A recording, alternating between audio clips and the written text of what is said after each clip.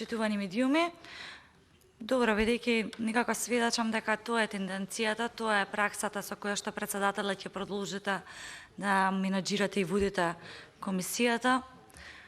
Јас чувствувам дека треба на крајот дека да заклучиме дека дојдоа навистина конструктивни предлози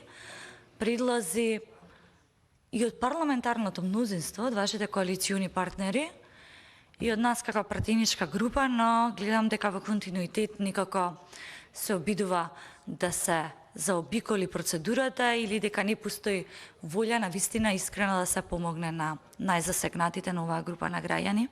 Ќе констатирам дека предложивна во насока на подобрување на текстот на законот неколку, ајде да кажам, предлози токму до вас доставени. Имено, согласно член 145 за јавната расправа, истата не сте расположени да ја одржиме и да ја вклучиме јавната и експертската јавност, стручната и експертската јавност, извинувам. Член 122 став 2. Исто така продолжувате да го игнорирате во однос на вклучување на експерти, односно нивно поканување. Понатака член 90 став 4, каде што побаравме во однос на вашата изјава дека не се согласувате со ваквиот текст на закон.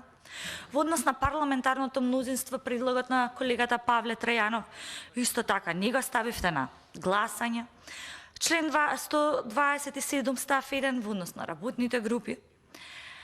И да не го забораваме предлогот кој што дојде од координаторот на пратеничката група на ВМРО-ДПМН, каде што апелираше, алармираше дека навистина би било многу по-продуктивно, многу по-квалитетно во насока на сите пратенички групи е да седнеме, да разговараме, да ги усогласиме амандманите и навистина да излеземе со еден квалитетен предлог на закон заради тоа што тоа го заслужуваат сите граѓани и тоа го заслужува Република Македонија.